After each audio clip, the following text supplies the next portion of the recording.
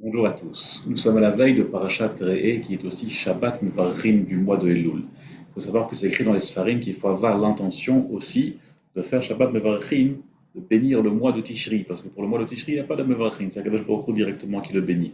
Mais nous, on peut demander dans ce Shabbat Mevarim de bénir aussi le mois de Tishri. Il faut savoir que c'est écrit dans les Sfarim que Re'eh, c'est Rachel Tevot, Rosh Elul Ayom. Aujourd'hui, c'est la tête du mois de Elul. Qu'est-ce que cela veut dire? Il faut savoir que le Zohar Kadosh écrit que signifie Hayom. Quand la Torah nous dit Hayom, Hayom c'est Rosh Hashanah. Et il faut savoir que Kadosh Baruch Hu nous dit qu'en vérité le Rosh Hashanah il commence quand ça? Aujourd'hui, au début du mois de Elul. Kadosh Baruch Hu nous dit Re'eh natati liftechem hayom beracha uklala. Tout est dans nos mains. C'est vrai que le jour de Rosh Hashanah, Kadosh Baruch Hu, il vient et il nous juge sur toutes nos actions. Et en fonction de cela, notre année va être complètement décidée. Mais il faut savoir que c'est dans nos mains, parce que dans ce mois de Elul, qui n'a même pas encore commencé, aujourd'hui on commence que le Mevarchin Elul, qui est le tout début de ce travail qui précède Rosh Hashanah, on peut complètement changer tout le jugement de Rosh Hashanah et complètement changer toute notre année. Et donc, c'est dans nos mains qu'Akadosh Baruch Hu nous le donne. Et il nous dit, Natati lifneichem, je vais vous le donner devant vous, c'est dans vos mains, vous pouvez décider ce que vous voulez en faire. Et donc, il faut saisir cette occasion. Et c'est écrit dans notre paracha plusieurs fois, Vesamarta, Ve'aïta Arsamer, et tu seras joyeux et heureux, et tu seras seulement plein de joie. Parce que on est joyeux et on a une très bonne raison d'être joyeux quand on a ce pouvoir entre nos mains, toute notre année, toute la suite de notre existence durant ces années, même les années d'après. Il faut savoir que le Magan Avraham écrit que souvent, parfois, le Rosh Hashanah décide sur l'année, mais aussi sur plusieurs années. Ça arrive aussi. Et donc, toutes nos actions peuvent avoir un impact énormissime. Et quand on sait qu'on a ce pouvoir, juste simplement en améliorant nos actions, en améliorant notre conduite vis-à-vis d'Akadosh Baruch Hu, qu'on peut complètement changer notre existence pour le bien, alors on a une très très bonne raison d'être content et heureux. Certes, on est un peu stressé, mais on est stressé comme quelqu'un qui a 1 milliard de dollars dans son compte en banque, il a peur. Quelqu'un il va vouloir lui toucher son argent, on va essayer de l'escroquer, de lui voler. Donc on a ici un pouvoir énormissime, mais on a peur de le perdre. Il ne faut pas le perdre, mais il faut être content, il faut être heureux et joyeux. Dans notre paracha, la Torah nous dit Vaïta Arsamer, et tu seras seulement joyeux, seulement plein de joie.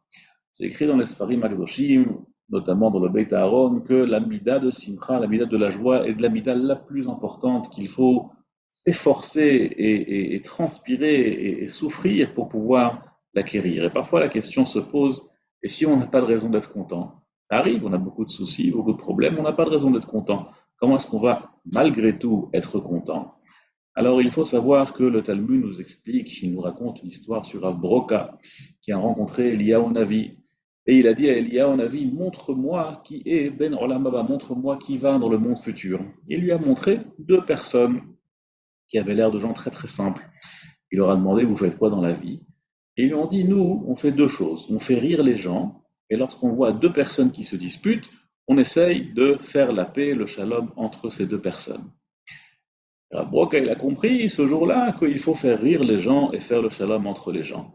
Mais la question qui se pose, il y a plusieurs questions qui se posent. Premièrement, c'est que comment est-ce qu'on peut vraiment savoir qui est Ben Olam Haba? Même Eliyahu Navi, même s'il trouve aujourd'hui qu'il est quelqu'un de sadique à 100%, la Torah nous dit Hen bikdoshav lo ya'amin. Akadosh Baruch Hu n'a pas confiance, même dans les gens les plus saints. Pourquoi? Parce qu'on peut changer, même à la fin de sa vie, on peut complètement changer. On peut être un grand sadique aujourd'hui et chas v'shalom changer par la suite. Donc même si aujourd'hui ces gens-là ils sont ben dans la baba, qui nous dit qu'ils ne vont pas changer? Et plusieurs questions se posent sur cette Gemara qui nous poussent à comprendre un peu différemment l'histoire qui est rapportée dans le Talmud de Masechet Ta'anit.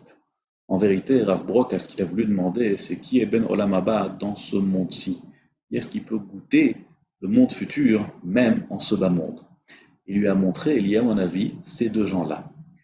Il faut savoir que dans tous les plaisirs du monde, ça c'est écrit dans les Sfarim, dans tous les plaisirs du monde, il y a aussi un peu de peine qui est mêlée à cela. Parce que si quelqu'un mange des choses qui lui font plaisir, alors souvent ça abîme sa santé.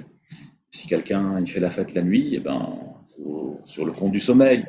Si quelqu'un il s'achète des belles choses, eh ben, c'est sur le compte de ses économies. Et ainsi de suite. Chaque chose, chaque plaisir de ce monde, il inclut un peu de tristesse, il inclut un peu de peine. Souvent, il inclut des disputes, de la convoitise, de la haine, de la jalousie. Et on voit que c'est comme ça. Il n'y a pas de plaisir qui est 100% du plaisir. C'est quasiment inexistant. Il y a un plaisir qui est celui de la joie spirituelle, la joie d'Akadosh Baruch Hu. Et quand on est joyeux juste parce qu'on sait que tout vient d'Akadosh Baruch Hu et qu'Akadosh Baruch Hu il nous donne tout, ce qui est bien et ce qui ne nous paraît pas bien, mais qui en vérité oui bien, eh bien ça c'est une joie qui est complètement spirituelle. C'est une joie qui est liée directement au Olam Haba. Et lorsqu'Eliyahu Navi lui a montré ces deux personnes-là, qui tout ce qu'ils font, c'est faire le shalom, répandre la joie autour d'eux et que les gens autour d'eux soient toujours heureux, juste pour la simcha, la Kadosh Baruch Hu, il lui a montré, voilà, ces gens-là, ils ont le Olam Haba ici-bas dans ce monde. Ici-bas, ils ressentent ce Olam Haba, ce ta'anoug, ce plaisir qui est 100% spirituel. Nous aussi saisissons cette occasion, ce cadeau magnifique que je vous ai donné, qui est le mois de Elul, avec joie, et on a une très très bonne raison d'être joyeux. Et nous aussi, on va goûter à ce plaisir qui est totalement spirituel. Balto, Shabbat Shalom.